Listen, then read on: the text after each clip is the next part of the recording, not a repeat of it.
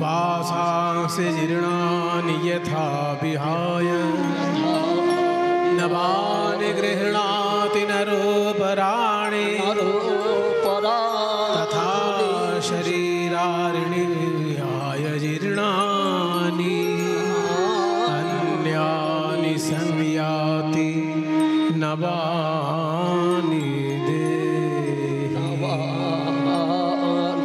तथा शरीराणि विहाय जीर्णानि अन्यानि संयाति नवानि देहि।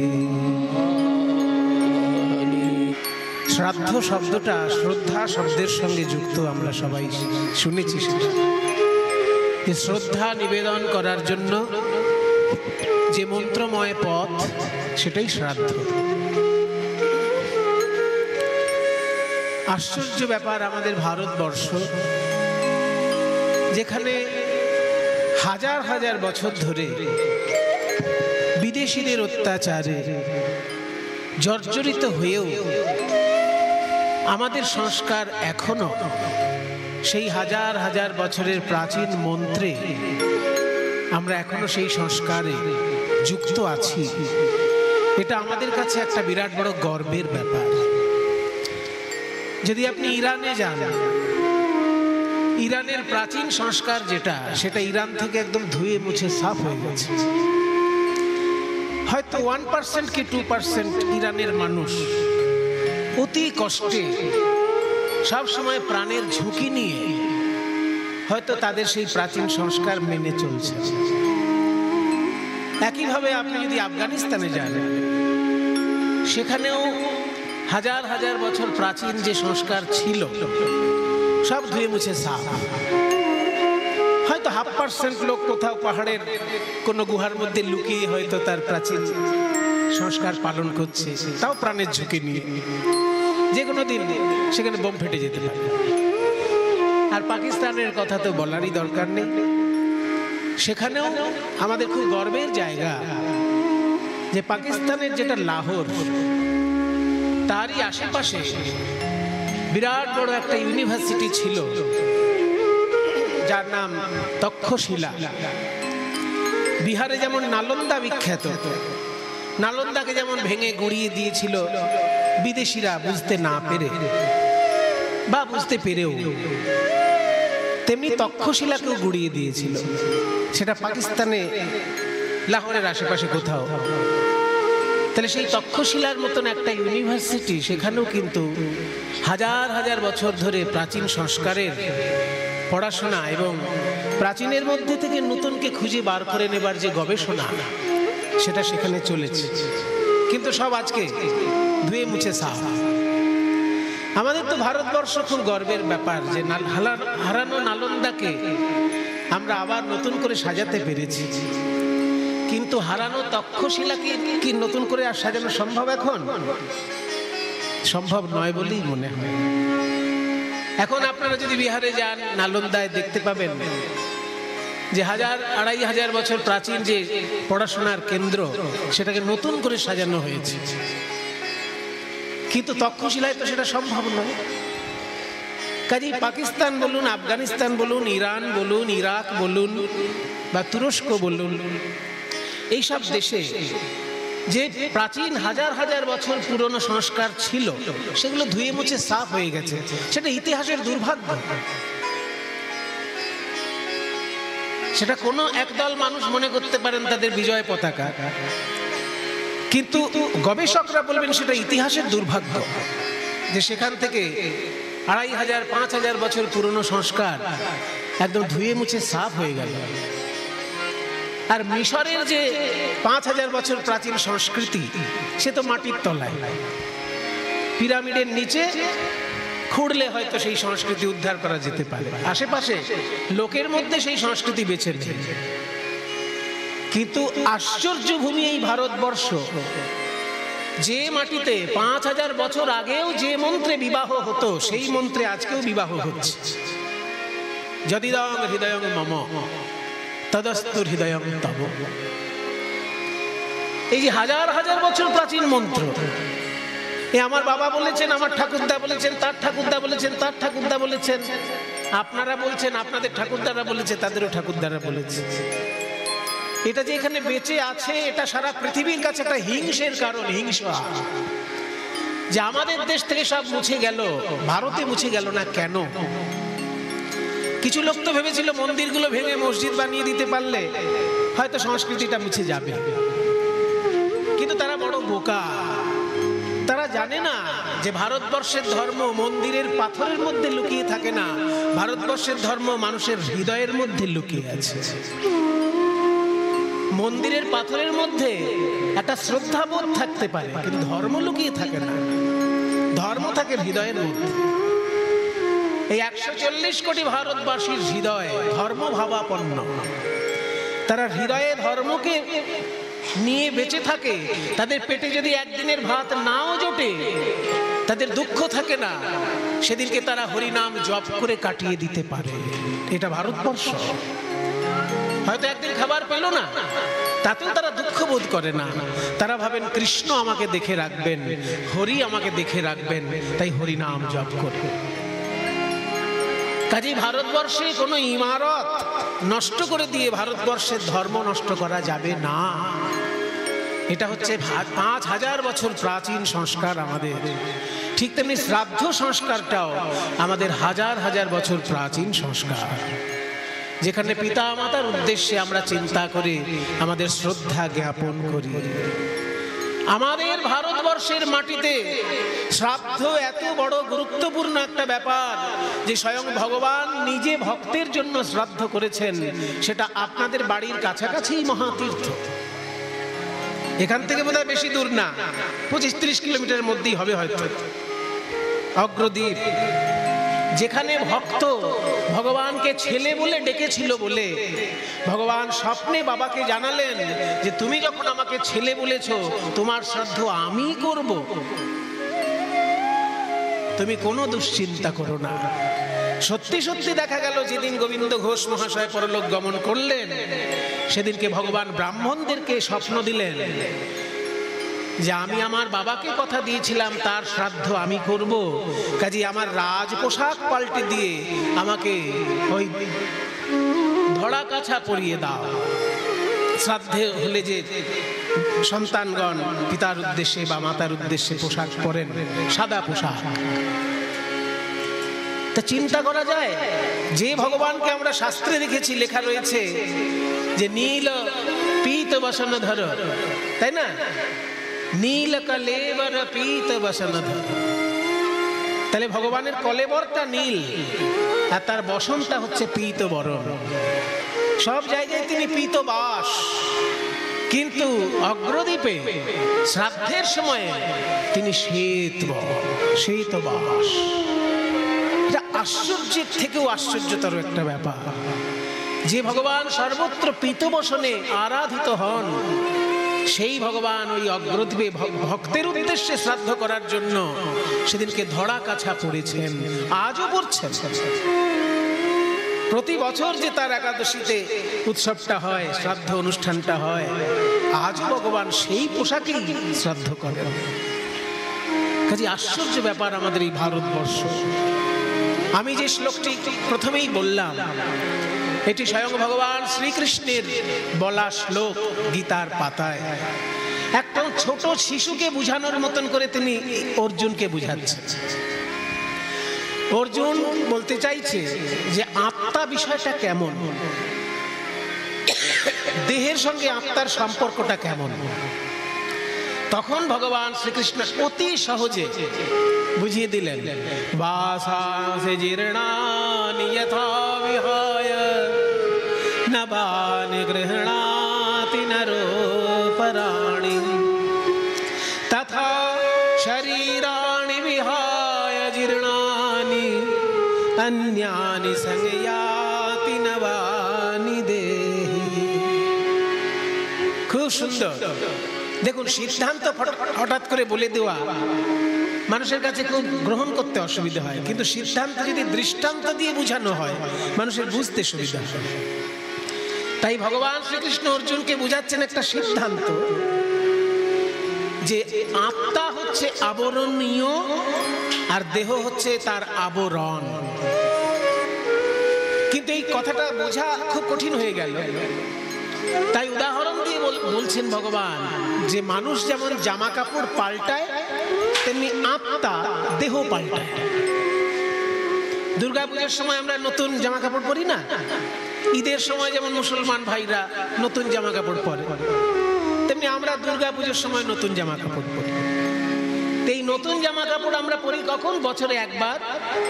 পুরনো জামা কাপড় ছেড়ে দিয়ে নতুন জামা কাপড় পরি। ঠিক তেমনি আত্মা পুরনো দেহটাকে ত্যাগ করে নতুন দেহ ধারণ করে। এই পুরনো দেহ ত্যাগটা করাটাকে বলে মৃত্যু, আর নতুন দেহ ধারণ করাটাকে বলে জন্ম। বলে এটা শুনতে যত সহজ মনে হলো, মেনে নিতে অত সহজ বলে মনে হয় না। কারো বাড়িতে যদি একটা ছেলে জন্ম নেয়, জন্মদিনের আনন্দে সবাই হই হুল্লোড় করছে, তখন কেউ যদি এসে বলে, আরে কি আর হয়েছে, আপনার ছেলে একটা জামা পরেছে, দেহ জামা পরে নিয়েছে, সেটা তো হাস্যকর ব্যাপার হয়ে যাবে না? জন্মদিনে আমরা আনন্দ করছি, আর কেউ এসে বললো এত আনন্দ করার কিছু নেই, আত্মা জামা পরেছে। কাজে বিষয়টা যত সহজ, অত সহজে মেনে নেওয়া যায় না। আমার আপনজন যদি আমাকে ছেড়ে দেহ ত্যাগ করে, কেউ যদি এসে বলে আত্মা জামা কাপড় ছেড়ে দিয়েছে, খুলে ফেলেছে, সেটা কি আমার কাছে খুব সহজভাবে গ্রহণযোগ্য হবে? অমনি প্রশ্ন আসবে যে জামা কাপড়ের সঙ্গে দেহর তুলনা হয় কি করে? বলছে জীর্ণ দেহ ত্যাগ করতে বলেছে। দেহ জামা যদি, এই যে জামা যদি জীর্ণ হয় তবে আমরা ত্যাগ করব। যাদের অল্প বয়সে মৃত্যু হচ্ছে তাদের দেহটা তো আর জীর্ণ দেহ নয়, তাহলে জীর্ণ জামা কাপড়ের উদাহরণ এক্ষেত্রে ঠিক খাটলো না। মনে করুন 80 বছরের বুড়ো মারা গেল, সেক্ষেত্রে যদি বলা হয় যে মানুষ যেমন পুরনো জামা কাপড় ছাড়ে তেমনি আত্মা পুরনো দেহ ত্যাগ করলো। কিন্তু যদি কারোর 5 বছর বয়সে মৃত্যু হয়, 5 বছরের দেহটা তো আর 80 বছরের মধ্যে পুরনো নয়, টাটকা একটা শরীর। কিংবা 6 মাসে যদি কারোর মৃত্যু হয়, 6 মাস আগে জন্ম নিয়েছে মরে গেল, সেই দেহটার ক্ষেত্রে তো আর জীর্ণ দেহর উদাহরণ চলে না। তাহলে ভগবানের শ্লোকটা বোধহয় বলা ভুল হয়ে গেছে। বলে শোনো, ভগবানের শ্লোক বিচার করার মতন সূক্ষ্ম বুদ্ধি অর্জন করতে গেলে দুটো জিনিস চাই। এক, সঠিক সাধু সঙ্গ চাই। 2, অত্যন্ত গভীর সাধনা চাই। তা নাহলে ভগবানের শ্লোক তুমি না বুঝতে পেরে ভুল বলে দেবে, এত বড় দুঃসাহস করো না, তুমি অধঃপথে যাবে, ভগবানের কিচ্ছু হবে না। ভগবান এটা ভুল বলেছেন, এটা বলার আগে তুমি ভেবে দেখো তুমি কতটা যোগ্য এই ভুল আর ঠিক করার জন্য, ভুল আর ঠিক বোঝার জন্য। বলা হলো পুরনো দেহ, পুরনো জামা কাপড় ছাড়ে যেমন দুর্গাপূজার সময় সাধারণ মানুষ, তেমনি আত্মা জীর্ণ দেহ ত্যাগ করে, তাকে বলে মৃত্যু। কিন্তু যদি কেউ 6 বছরে 5 বছরে দেহ ত্যাগ করে, তাহলে তো সেই দেহটা তো টাটকা, সেখানে তার জীর্ণ দেহ উদাহরণটা খাটলো না, তাহলে ভগবানের কথা ভুল। সেখানে উত্তর আছে। উত্তর হলো এখানে জীর্ণ মানে কালের দ্বারা জীর্ণ নয়, কর্মফলের দ্বারা জীর্ণ। জীর্ণ শব্দটা এখানে বুঝতে হবে। জীর্ণ মানে কালের দ্বারা জীর্ণ নয়। 80 বছরের বুড়ো, 80 বছরের দেহটাকে তুমি জীর্ণ বলছো, যেটা কালের দ্বারা জীর্ণ। আর যদি কেউ 6 বছরের মধ্যে মারা যায়, জানতে হবে কালের দ্বারা সে দেহ জীর্ণ হয়নি, দেহ টাটকাই আছে, কিন্তু কর্মফল তার শেষ। আর কর্মফল যদি শেষ হয়ে যায়, তার বয়স যাই থাক, তাকে দেহ ত্যাগ করতে হবে। যেমন মনে করুন যে মিলিটারিতে চাকরি করে, এই বাড়ির এক ভাই মিলিটারিতে চাকরি করেন, এই বাড়ির এক ভাই পুলিশে চাকরি করেন, তিনি বীরভূমে একটি থানার ওসি। খুব গর্বের ব্যাপার এই পরিবারটির, যেই পরিবারের বিভিন্ন ছেলে মেয়ে বিভিন্নভাবে নিজেদেরকে দেশের সেবার মধ্যে যুক্ত করতে পেরেছে। তাহলে যে মিলিটারিতে চাকরি করছে সে মিলিটারি থেকে একটা পোশাক পেল, মনে করুন গতকালকে যে নতুন পোশাক পেল আজকে তার চাকরি শেষ, তাহলে আগামীকাল ওই নতুন পোশাক সে আর পরতে পারবে? গতকালকে কিন্তু সে পোশাকটা পেয়েছে আর আজকেই তার চাকরি শেষ হয়ে গেল, আগামীকালকে সে কি ওই পোশাকটা আর পরতে পারবে? আর অধিকার আছে? পোশাক নতুন কিন্তু তার পরার অধিকার আছে কি? এই অর্থে ভগবান বলছেন জীর্ণ দেহ, যে পোশাকটা টাটকা থাকলেও তোমাকে ছাড়তে হবে, কারণ টাইম তোমার শেষ, চাকরির টাইমটা তোমার আজকে শেষ। ঠিক তেমনি আমরা জীর্ণ দেহ ত্যাগ করি মানে বুড়ো দেহ ত্যাগ করি তা নয়, আমাদের কর্মফল যখন শেষ হলো সেই সময় আমরা দেহটা ত্যাগ করি। তাই তো কবিগুরু রবীন্দ্রনাথ বলেছেন, মলিন বস্ত্র ছাড়তে হবে, হবে গো এবার আমারে মলিন অহংকার, মলিন বস্ত্র ছাড়তে হবে, মলিন বস্ত্র ছাড়তে হবে। কাপড় যখন ময়লা হয় তখন সেটাকে ছাড়তে হয়। ভগবানের বাণীর সঙ্গে কত কাছাকাছি দেখুন এই বাণীটা। ভগবান বলছেন জীর্ণ দেহ ছাড়তে হয়, তাকে বলে মৃত্যু। আর কবিগুরু বলছেন মলিন দেহ ছাড়তে হয়। যখন আমাদের কাপড় চোপড় ময়লা হয়ে যায় সেই কাপড় নিয়ে আমরা ঠাকুর ঘরে ঢুকতে পারি কি? ময়লা কাপড় নিয়ে আপনি বাথরুমে ঢুকতে পারবেন কিন্তু ঠাকুর ঘরে ঢুকতে পারবেন না। ঠাকুর ঘরে ঢোকার আগে আপনাকে অন্য কাপড়, ঠাকুর ঘরের জন্য যেটা আগে থেকে তুলে রেখেছেন সেই নতুন কাপড়টা পরতে হবে। তাই মলিন বস্ত্র ছাড়তে হবে। মলিন হলো কি করে? না কাজ করলেই মলিন হয়। আপনি যদি নতুন জামা কাপড় পরে খাটে বসে থাকেন আপনার কাপড় কোনোদিন ময়লা হবে না, কিন্তু আপনি কাপড় পরে যদি উঠোন ঝাড়ু দিতে শুরু করেন, উঠোন ঝাড় দিতে শুরু করেন, কাপড় ময়লা হবে। তাই কাজ করলেই পাপের ক্লেশ এসে লাগে, কাজ না করলে কোনো ক্লেশ নেই। দিনের কাজে ধুলা লাগে অশেষ দাগে হলো দাগি, দিনের কাজে ধুলা লাগে অনেক দাগে হলো দাগি, এমনি তপ্ত হয়ে আছে সহ্য করা ভার আমারে মলিন অহংকার,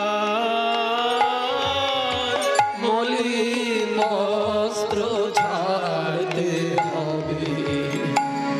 কত সুন্দর মিল গীতার শ্লোকের সঙ্গে রবীন্দ্রনাথের বাণী। তাই দেহ ত্যাগ মানে আমাদের কাছে তিনি সশরীরে নেই কিন্তু অশরীরে তিনি আমাদেরকে আশীর্বাদ করছেন। তার আশীর্বাদ আমরা সবাই কামনা করি, এই পরিবারের সকলে তার আশীর্বাদ কামনা করে এবং তিনি অশরীরী অবস্থায় দেখছেন যে তার আত্মীয় স্বজন, তার পাড়া প্রতিবেশী তার প্রতি শ্রদ্ধা সম্পন্ন হয়ে তার শ্রাদ্ধের অনুষ্ঠানে সকলে কেমনে যোগদান করেছে। তাই আজকে আমরা সবাই যে কীর্তনের রস আস্বাদন করতে এসেছি, দেখুন কি সুন্দর মহাপ্রভুর ভাবটি আজকে কেমন না। মহাপ্রভু বলছেন, মহাপ্রভু আজকে পূর্বের ভাবে ভাবিত হয়েছে। বলছে আরে মোর গোরা দ্বিজমণি, মোর মানে আমার, আরে মোর মানে আমার, গোরা দ্বিজমণি, হা নাথ বলি লুটায় ধরণী, প্রাণনাথ প্রাণনাথ বলে মহাপ্রভু গড়াগড়ি দিচ্ছেন। কেন এলেন মহাপ্রভু আপনাদের কাছে? আপনাদের কাছে বলতে এই পাশেই তো নবদ্বীপ। মহাপ্রভু জন্মগ্রহণ করেছেন এই পবিত্র মহা তীর্থভূমি নবদ্বীপে। কেন এলেন তার অনেক ব্যাখ্যা আপনারা শুনেছেন। তার মধ্যে একটা খুব প্রচলিত ব্যাখ্যা হচ্ছে যে রাধা কৃষ্ণের মিলিত তনু হয়ে তিনি এসেছেন কারণ রাধারানীর প্রেম ঋণ তার শোধ করা হয়নি। ভগবানের আবার ঋণ হয়। আমরা তো শুনেছি গরিব মানুষের ঋণ হয়, কিন্তু যিনি সারা বিশ্ব ব্রহ্মাণ্ডের মালিক তারও আবার ঋণ হয়। কোথায় ঋণ হয়েছে? না তারই নিজের লোকের কাছে। রাধারানী তো আর আলাদা কেউ সাধারণ মানুষ নয়, রাধারানী তো ভগবানেরই অংশ। দেখুন, ভগবান তত্ত্বটা তৈরি হয় তিনটে জিনিস দিয়ে। যেমন বালি, সিমেন্ট আর ইট দিয়ে একটা দেওয়াল তৈরি হয়, তেমনি তিনটে জিনিস দিয়ে ভগবান তৈরি হয়, সৎ, চিত আর আনন্দ। এই শব্দগুলো একটু শুধু শুনে রাখুন, মানে বুঝতে সারা জীবন লেগে যাবে। সৎ মানে সত্তা, চিত মানে চৈতন্য, আর আনন্দ মানে নির্ভেজাল সুখ। যে আনন্দ কোনো নিরানন্দের কারণ হতে পারে না। আমাদের কাছে কোনো কোনো আনন্দ নিরানন্দের কারণ হয়। যেমন ধরুন, যদি কেউ মদ্যপান করে, খুব আনন্দ পাচ্ছে, কিন্তু এই মদ্যপান অতিরিক্ত করার ফলে তার শরীর যখন খারাপ হবে, এই কষ্টটার দুর্ভোগও তাকে পোহাতে হবে। তাহলে এই কষ্টের দুর্ভোগের জন্য তার কারণ কোনটা? মদ্যপানের আনন্দটা। কাজে কোনো কোনো আনন্দ দুঃখ বয়ে নিয়ে আসে, সেই আনন্দ কিন্তু ঈশ্বরের আনন্দের সঙ্গে এক নয়। যে আনন্দ আপনাকে কখনো দুঃখ দিতেই পারে না, যেমন কীর্তন শোনার আনন্দ, কীর্তন শোনার যে আনন্দ, সেটা কোনোদিন দুঃখ দিতে পারে আপনাকে? ভাগবত কথা শোনার যে আনন্দ, সে কোনোদিন দুঃখ দিতে পারে? এই আনন্দ কখনো দুঃখ দিতেই পারে না, এটা নির্মল আনন্দ। ওই জন্য এই আনন্দটা ভগবানের অংশ। ভগবানের তিনটে অংশ, সৎ, চিত, আনন্দ। তার মধ্যে আনন্দ অংশটা যখন নারী রূপ ধারণ করলো, তারই নাম রাধারানী। তাহলে ভগবানের 30% রাধারানী হচ্ছে, মানে 33.3 মাথায় পৌনপুনিক থাকছে। যদি সৎ, চিত, আনন্দ মিলে ভগবান হয়, তাহলে তার মধ্যে একটা অংশের নাম আনন্দ। সেই আনন্দটা যখন নারী মূর্তি ধারণ করলো, সেটাই রাধা। রাধা কৃষ্ণ প্রণয় বিকৃতির লাদিনী শক্তি রসমাদিকাত্মানবিভূবিরোধেদঙ্গতম। তাহলে রাধারানী যদি কৃষ্ণের আনন্দময় মূর্তি হয়, আনন্দময়ী মূর্তি হয়, তারই কাছে কৃষ্ণ ঋণী হয়েছে। কেন না? শ্রীকৃষ্ণ ততখানি প্রেম জানেন না যতখানি প্রেম রাধারানী জানেন। সেই জন্য রাধারানীর কাছে প্রেমের ঋণী শ্রীকৃষ্ণ। তাই শ্রীকৃষ্ণ বলেছিলেন না, কেবা কানু কহেরাই, কানু কহেরাই কহিতে ডরাই ধবলি চরাই। কিবা কানু কহেরাই কহিতে ডরাই ধবলি চরাই আমি। কিবা কানু কহেরাই, কানু কহেরাই কহিতে ডরাই ধবলি চরাই মুই। কিবা কানু কহেরাই কহিতে ডরাই ধবলি চরাই আমি। আহা রাখালিয়া মতি, রাখালিয়া মতি না জানি প্রীতি। ওই রাখালিয়া মতি না জানে প্রীতি। রাখালিয়া বলে আমি রাখাল, বই তো নয় হে। রাখালিয়া বলে আমি রাখাল, বই তো নয় হে। হেনু রাখা রাখাল, বই তো নয় হে। রাখা রাখাল বই তো নয় হে। রাখালিয়া মতি কি জানি প্রীতি, প্রেমের পসরা তুই। প্রেমের পসরা তার মানে কি? তুমি প্রেমের পরিপূর্ণ মূর্তিময়ী প্রতিমা, পরিপূর্ণ মূর্তি প্রেমের।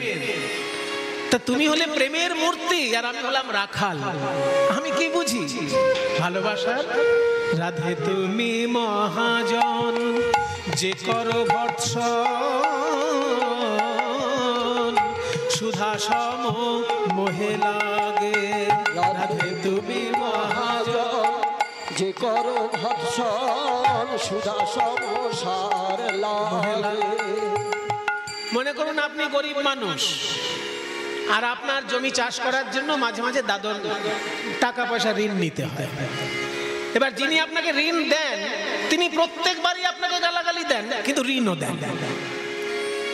তখন আপনার মনে হয় না যে গালাগালিটা শুনলেও কোনো অসুবিধে নেই, ঋণটা তো দেবে। গালাগালি দিয়ে যদি ঋণ না দিত তাহলে খুব বিরক্ত লাগে। তা শ্রীকৃষ্ণ আজকে রাধারানীকে বলছে তুমি হচ্ছে প্রেমের মহাজন, মানে প্রেম তোমার কাছে ধার পাওয়া যায়। তুমি যখন আমাকে ওই প্রেম আমি ধার শোধ করতে না পারলে তুমি যখন আমাকে গালাগালি দাও ওটা শুনতেও আমার খুব মজা লাগে। রাধে তুমি মহাজন যে করো ভৎসন সুধা সম মোহে লাগে। রাধে তুমি মহাজন যে করো ভৎসন সুধা সমসার লাগে। তুমি আমাকে যখন ভৎসনা করো আমার এখন সুধার মতো লাগে। তোমার ওই গালাগালি গুলো যেন আমার কাছে অমৃতের মতো লাগে। হ্যাঁ, প্রিয়া যদি মান করি করো এ ভৎসন, বলছি যদি ব্রাহ্মণ বেদমন্ত্র উচ্চারণ করে তাহলে ভগবান অত্যন্ত খুশি হন। কিন্তু সেই ভগবান আবার যখন ব্রজগোপী গালাগালি দেন আরো বেশি করে খুশি হন। তাই বলছে প্রিয়া যদি চরিতামৃতে বলছেন যে প্রিয়া যদি মান করি করয়ে ভৎসন বেদস্তুতি হইতে তাহা হরে মোর। তুমি মহাজন বলে তুমি আমার প্রেমের গুরু, তুমি আমার প্রেমের গুরু।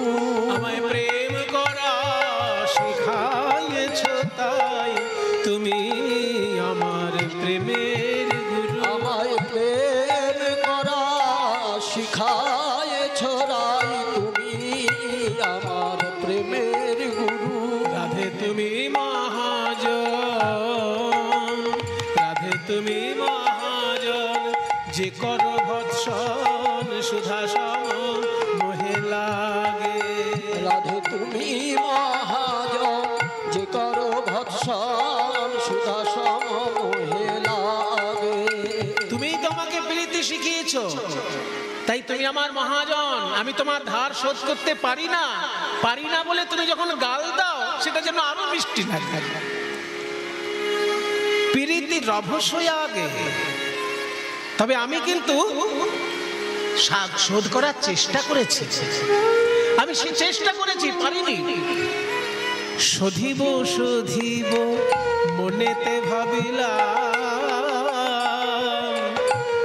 ঋণী হইলাম বন্ধক, আমি বাধা পড়ে গেলাম, আমি বদ্ধ হয়ে গেলাম ঋণে, কিন্তু সেই ঋণ আমার শোধ করা হলো না। আমি শোধিব শোধিব মনেতে ভাবিলাম, বন্দী হইলাম ঋণে।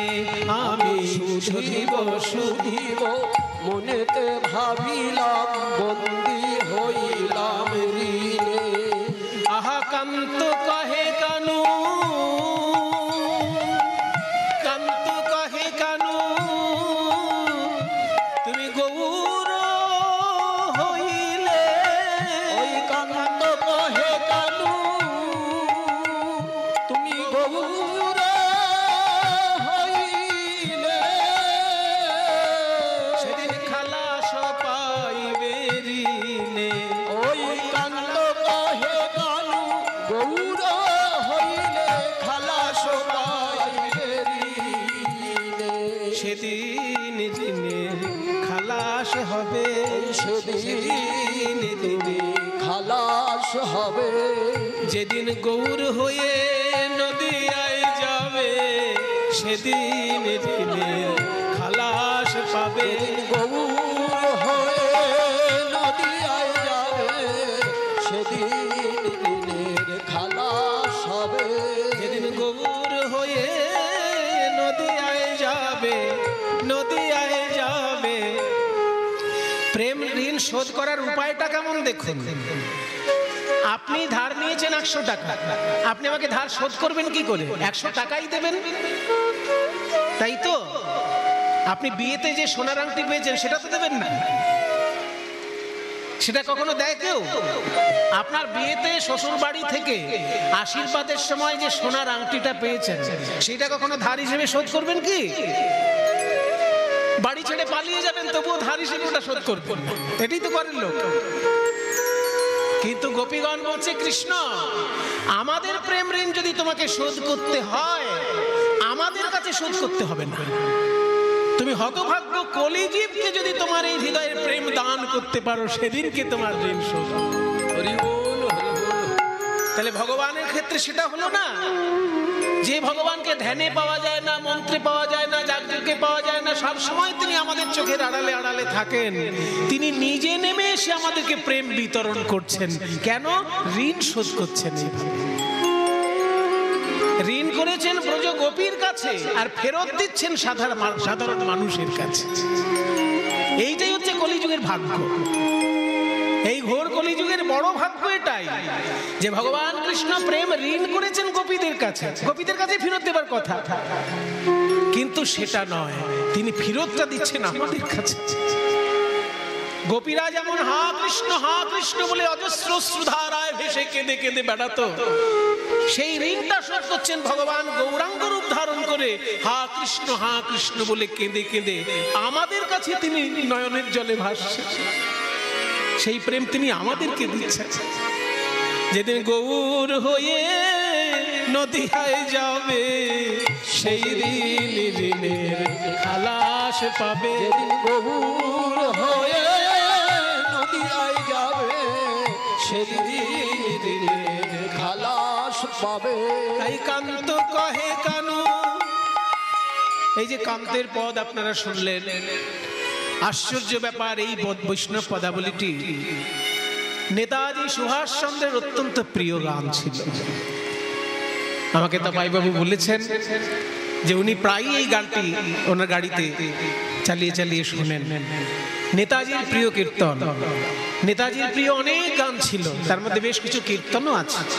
তার মধ্যে এইটা একটা, যে আমাদের দেশের স্বাধীনতা সংগ্রামে যারা নিজের সংসারের সুখ তুচ্ছ করে দিয়ে নিজেদের প্রাণ বিসর্জন দিয়েছেন, নিজেদের জীবনটাকে উৎসর্গ করেছেন যারা আমাদের দেশের স্বাধীনতার জন্য, তাদের মধ্যে নেতাজি সুভাষ আমাদের কাছে প্রাতঃস্মরণীয় পূজনীয় ব্যক্তিত্ব।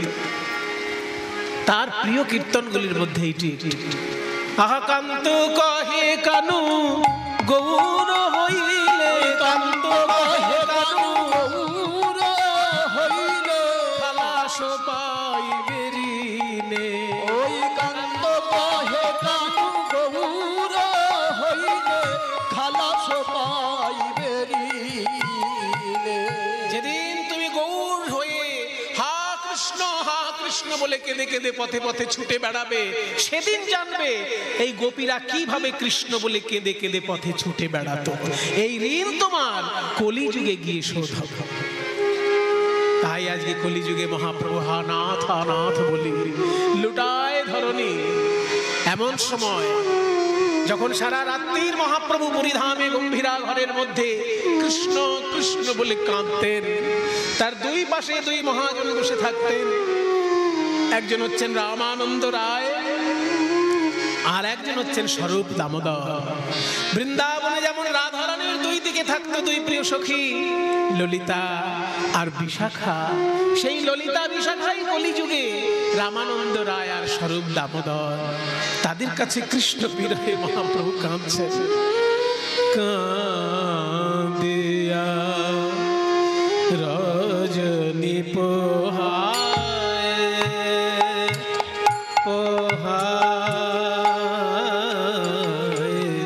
রজনী পোহায় কাঁদিয়া রজনী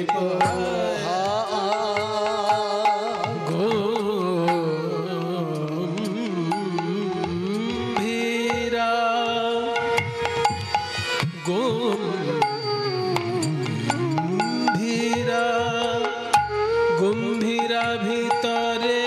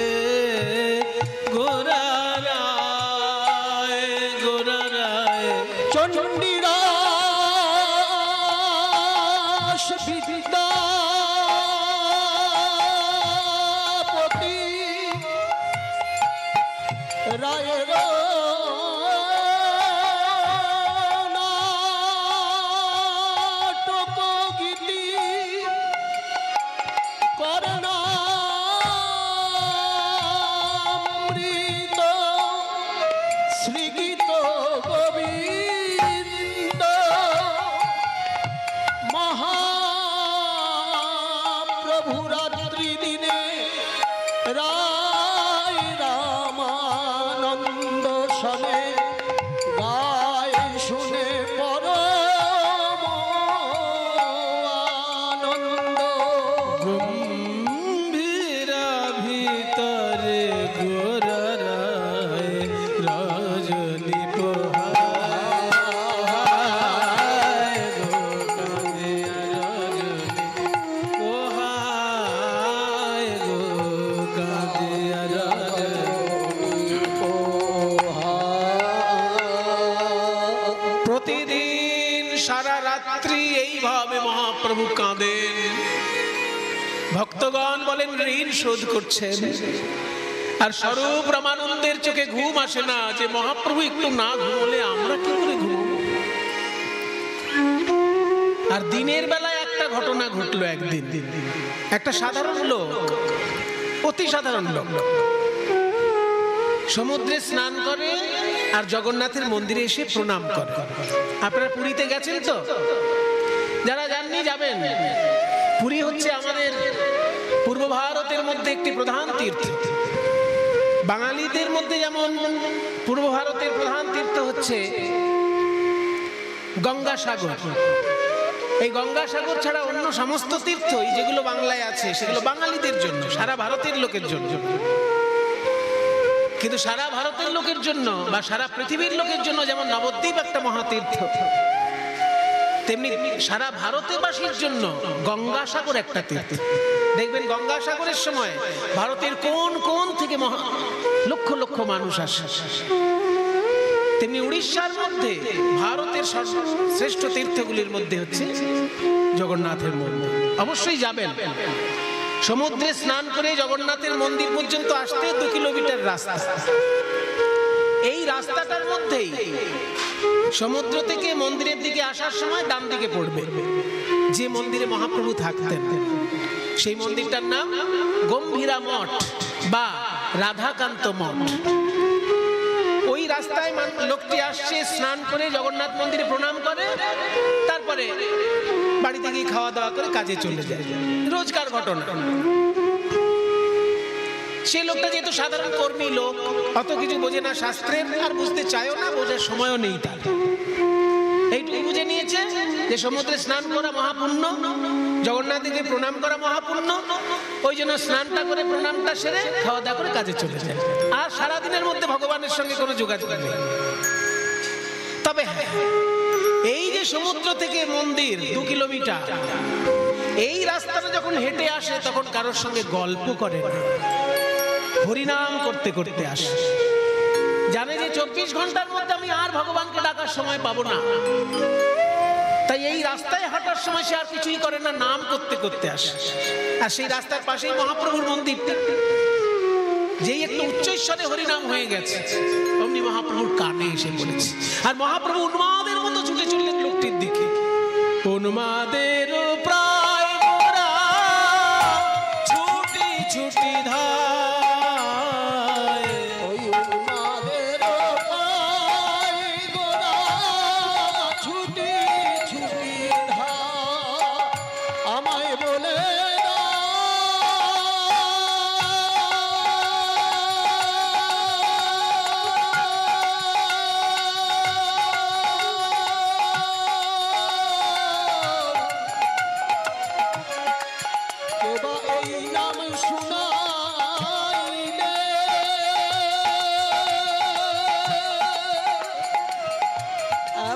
মধুর মধুর মধুর করে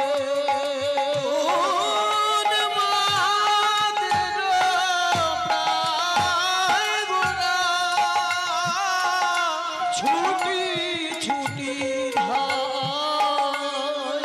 যে করে গোবিন্দ নাম প্রভু ধরে তার পায়, যে করে গোবিন্দ নাম ধরে তার পায়। অতি সাধারণ লোক, বেশি ধর্ম বোঝে না, আর বোঝার সময় নেই। শুধু স্নান করে মন্দিরে আসার সময় রাস্তায় হরিনাম করে, এইটুকুই তার ধর্ম। আর সে লোকটা এইটুকু খবর রেখেছে যে যিনি জগন্নাথ তিনিই কৃষ্ণ, আর তিনিই বর্তমানে চৈতন্যদেব। আর সেই চৈতন্যদেব যখন পায়ের কাছে এসে পড়লো, লোকটির কি অবস্থা হয়? আহা প্রভু, আপনি কি করছেন? আপনি যদি আমার পায়ে হাত দিয়ে বলেন আমার নরকেও জায়গা হবে না প্রভু, আমি কোনো বড় ভক্ত নই, খুব সাধারণ মানুষ। গৌরসুন্দর বলছে, না ভাই, তুমি কৃষ্ণ নাম যখন করেছো, কৃষ্ণের খবর তুমি দিতে পারবে। জানো যদি আমায় বলে দাও গো, জানো যদি আমায় বলে দাও গো, আমি কেমন করে পাবো তারে, জানো যদি আমায় বলে দাও।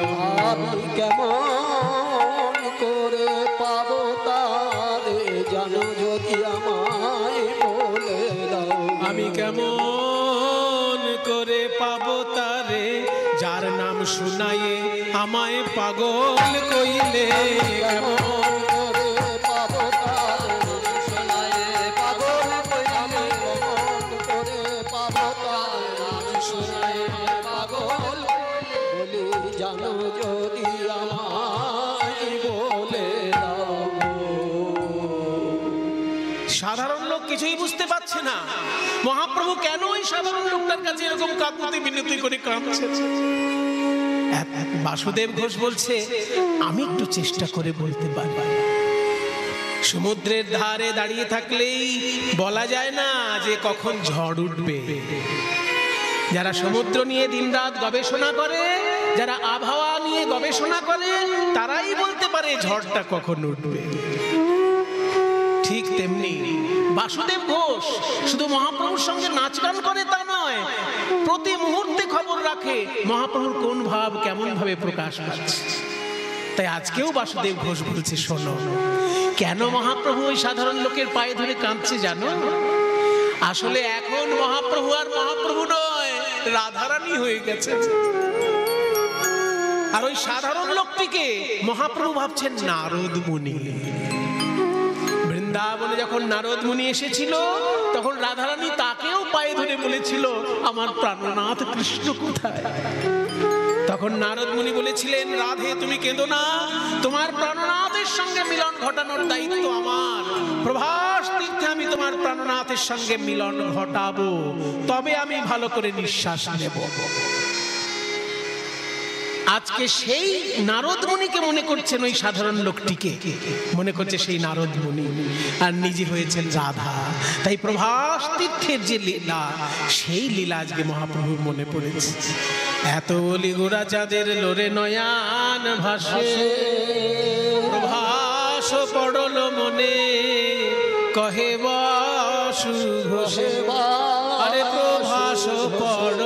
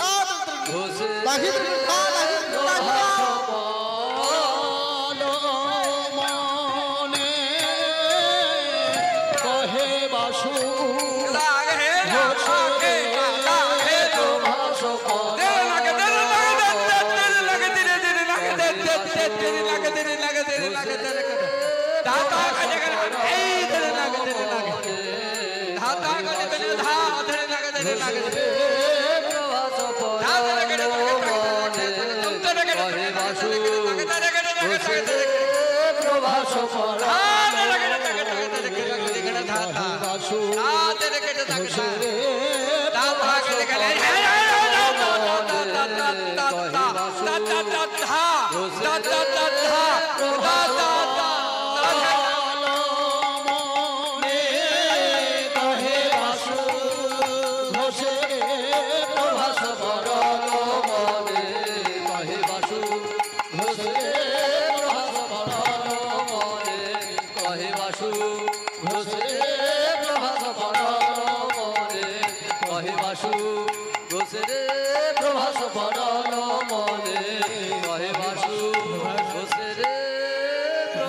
প্রভাস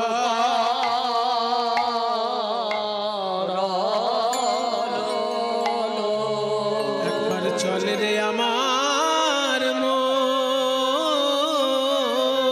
মন যমুনা পুলিনে যেথায় শ্রীধাম বৃন্দাবন একবার চলে রে হরি বল হরি বল চলে আমার মন যমুনা পুলিনে যেথা শ্রীধাম বৃন্দাবন একবার চলে আমার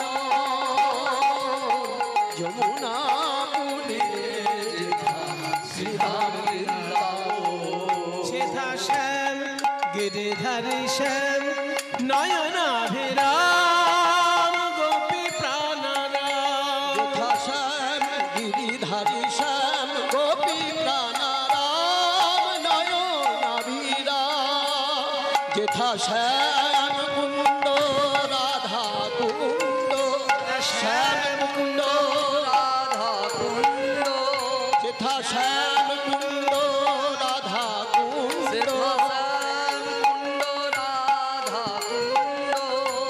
গিরি গোবর্ধন যমুনা পুলিনে যেথা শ্রীধাম বৃন্দাবন একবার চল রে আমার মন যমুনা পুলিনে যেথা শ্রীধাম বৃন্দাবন সেথায় যাবে প্রাণ জুড়াবি রাধা শ্যামে দেখতে পাবি সেথা যাবি প্রাণ জুড়াবি রাধা শ্যামে দেখতে পাবি সেথা যাবি প্রাণ জুড়াবি রাধা শ্যামে দেখতে পাবি সেথায় যাবি প্রাণ জুড়াবি রাধা শ্যামে দেখতে পাবি সেথা যাবি প্রাণ জুড়াবি রাধা শ্যামে দেখতে পাবি সেথা যাবি প্রাণ জুড়াবি রাধা শ্যামে দেখতে পাবি সেথা যাবি প্রাণ জুড়াবি রাধা শ্যামে দেখতে পাবি কদম তলা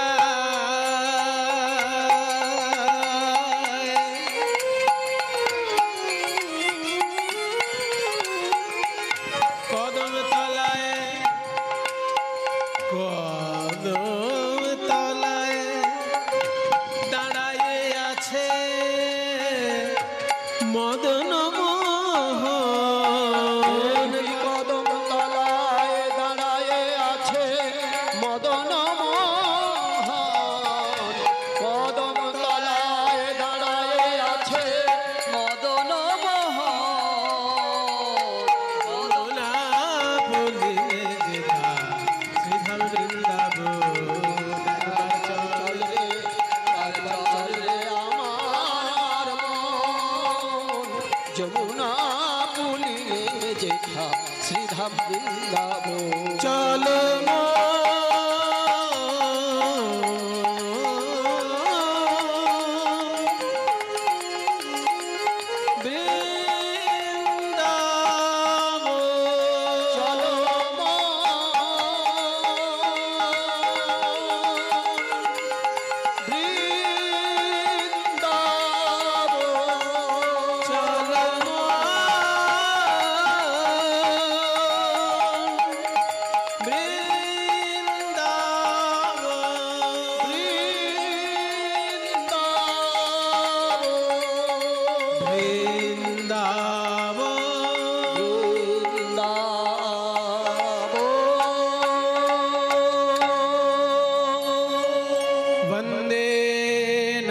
व्रजस्त्रीणां पादरेणुम् अभीक्ष्णशः यासां हरिकथोद्गीतं पुनाति भुवनत्रयम् आसामहो चरणरेणुजुषामहं स्याम् वृन्दावने किमपि गुल्मलतौषधीनां यः दुस्त्यजस्व जनमार्यपथञ्च हित्वा भेजुर्मुकुन्दपदवीं श्रुतिभिर्विमृज्याम् या दुस्त्यजस्व जनमार्यपथञ्च हित्वा भेजुर्मुकुन्दपदवीं श्रुतिभिर्विमृज्याम्। সবাই বলো বৃন্দাবন ধাম।